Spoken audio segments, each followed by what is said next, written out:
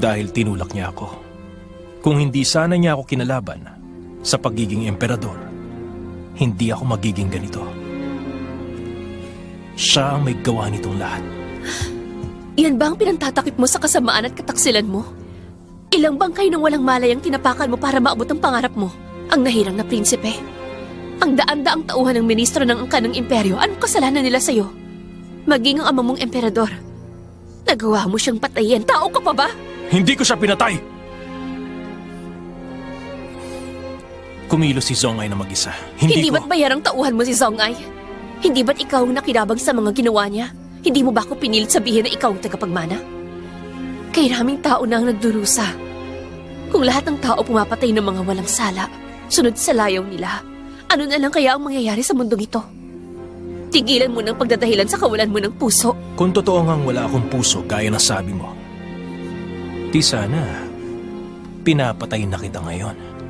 Patayin mo na ako. Li Weiyang, huwag mo akong susubukan. Nakalimutan mo na? Lahat ng taong mahal mo nasa mga kamay ko. Mga kawal, dalhin niyo sila rito. Ano namang gagawin mo sa kanila? Nais ko lang naman samahan kanila rito.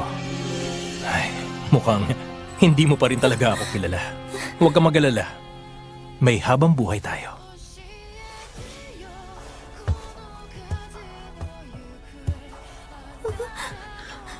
Pagbati ka, mahalan. Pagbati ka, mahalan. Tumindig kayo. Weiyang. Lola, Ina, maayos lang ba kayo?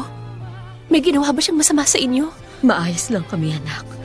Kaya nga lang, kami ng lola mo, nag-aalala kami sa'yo. Hayaan niyo na. Maayos lang ako. Weiyang, patawad na po ko. Naging pabigat pa kami sa iyo. Lola, nasa kapalaran natin ito. Kung ano man ang pilit niyang kinuha, hindi ito magtatagal. Weiyang, kailangan mo mag-ingat. Mag-isa ka lang dito sa palasyo. Weiyang, patawad. Ang sama na ugali ko sa'yo. Ngunit niligtas mo pa rin ako. Changshi, kung tatanggapin mo ko, mananatili akong pinsan mo. Pinsan! Weiyang, narinig ko ang prinsipe ng Gaoyang kumampi sa mga Roran at binalak maghimagsik. Alam mo bang nakakulong siya? Nakakulong?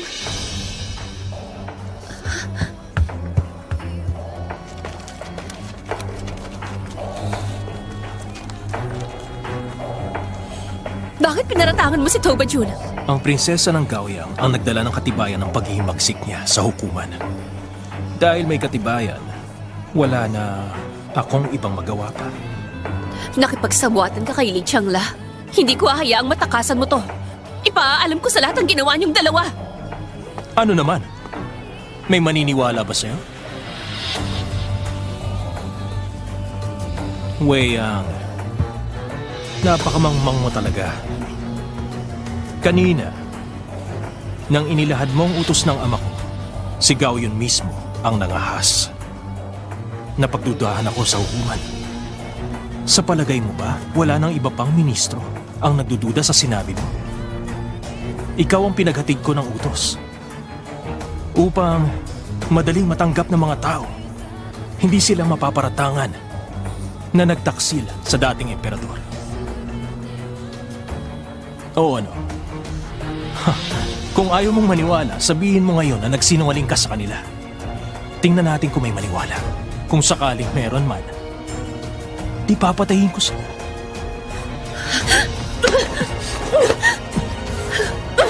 Huwag kang ganito sa harap ng iba. Hindi makabubuti sa'yo. Ngunit sa ating kama, magagawa mo kahit ano.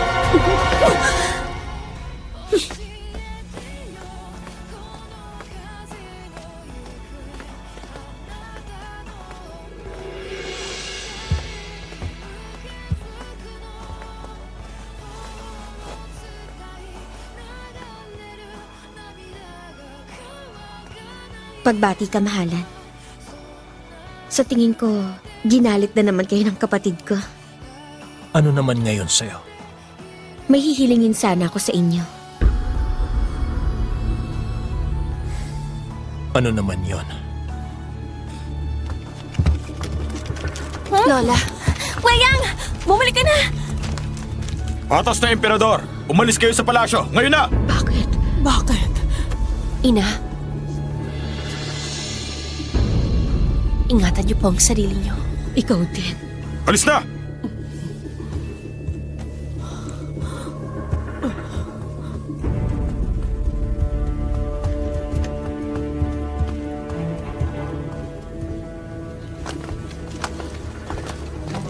Tumigil kayo. Sa utos ng Emperador, lahat ng aalis ng palasyo, kakapkapan. Gawin nyo na.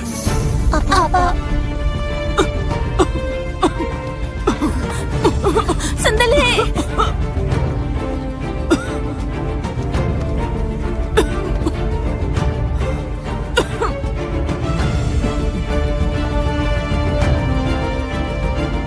Pinuno, wala po silang dala.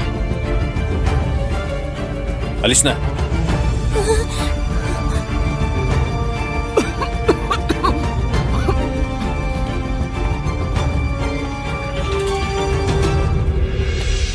Huwag kang matakot. Ha? Hayaan mo. Ginang Li. Isang mag-anak lang tayo.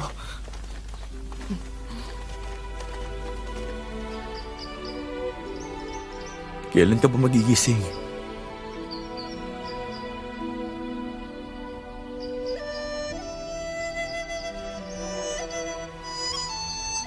Alam mo ba?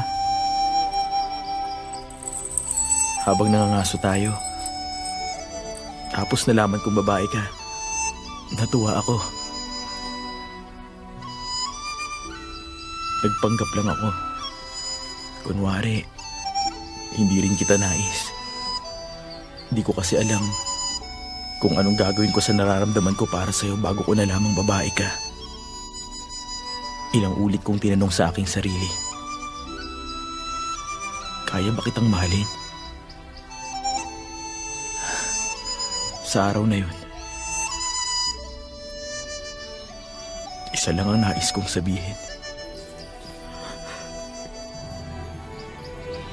Mahal kita. Mahal kita. Mahal kita. Narinig mo ba ako?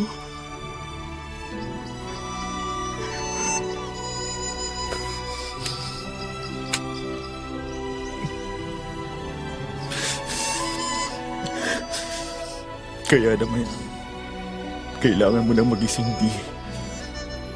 At sa pagising mo, magpapakasal tayo. Ikaw lang ang pakakasalan ko.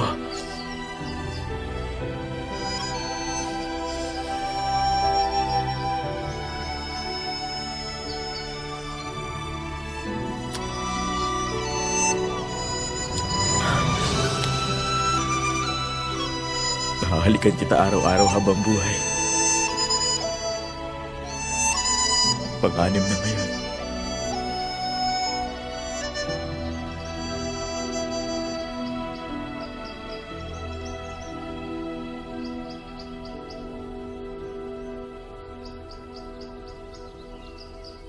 Ginoo, anong lagay ng prinsesa? Ginawa ko na po lahat ng aking makakaya. Nasa kamay na po ng mga bathala kung magkakamalay pa ba siya.